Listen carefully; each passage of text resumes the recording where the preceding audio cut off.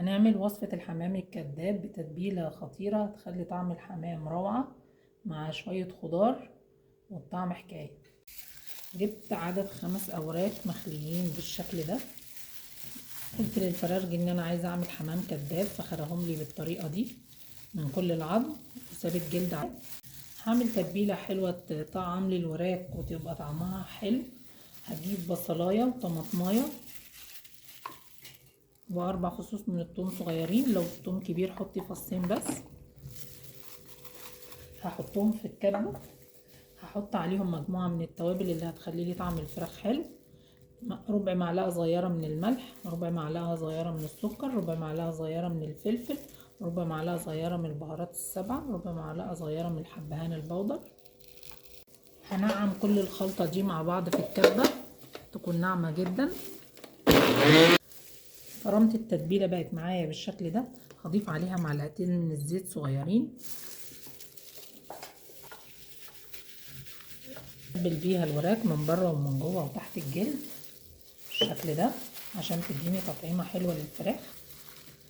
لو حضرتك عايزه تتبليها بس ملح وفلفل والبهارات تتبليها. هنسيبها في التتبيله دي مده قد ايه؟ هنسيبها بس لحد ما نعمل الحشوه والحشوه تبرد بعدين نحشيها. نعمل الحشوه اللي هنحشي بيها وراك الفراخ. حله على النار فيها معلقه زيت كبيره مع معلقه سمنه كبيره.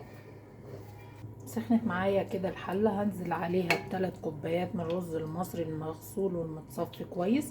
هشوح الرز كويس في الماده الدهنيه بتاعتي علشان يطلع مفلفل معايا ومش معجن ومفيش واحده هتمسك في واحده. هجيب بصلايه مبشوره بالشكل ده. هضيف عليها معلقه صغيره بالحجم ده بهارات 7 قرفه. القرفه بتخلي طعم الحشوه خطير.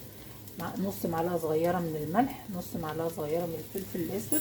هدعك البصله بالبهارات دي كلها كده علشان البصله تنزل طعمها والميه بتاعتها تدي للرز طعم حلو بالشكل ده. وهضيفهم على الرز واقلبهم كويس معاها.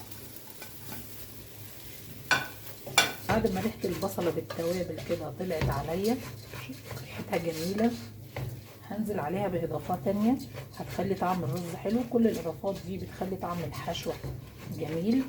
فصين من الثوم الصغيرين المفرومين، نص طماطمايه صغيرة. بعد ما شوحت الرز كده مع الاضافات اللي حطيناها عليه هنزل عليه بكوبايتين مية مغليين. هسويه نص تسوية علشان يكمل تسويته مع الفراخ.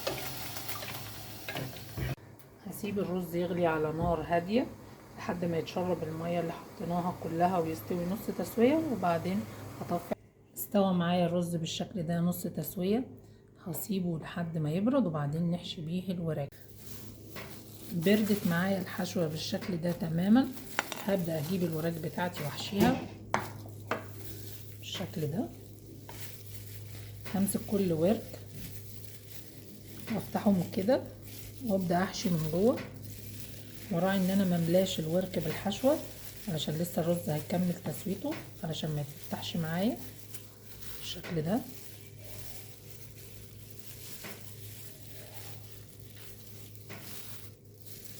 هقفل كده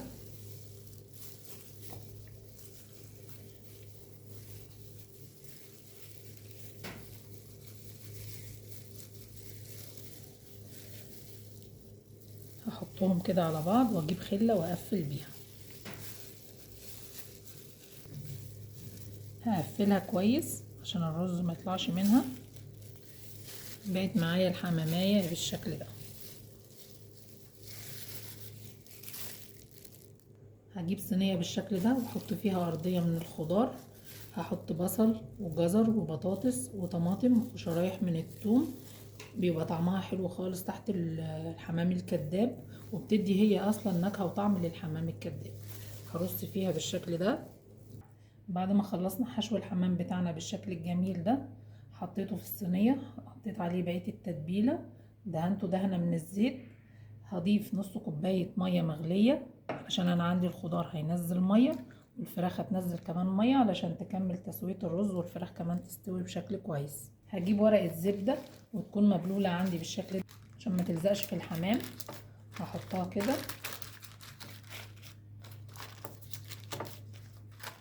وهقفل ورق الفويل. هدخله الفرن في الأرضية على درجة حرارة 200 لمدة ربع ساعة. في الأول تغلي معايا الطاجن، بعدين هطلعه على الشبكة ساعة إلا ربع لحد ما يكمل تسويته، وبعدين هشيل ورقة الفويل احمرها تحت الشواية وبعدين ده شكل صينية الحمام الكداب بعد ما خرجت من الفرن، خدت اللون الذهبي الحلو ده. عايزه اقول لكم الفراخ مستوية والرز كمان مستوي ومفلفل مش معجن.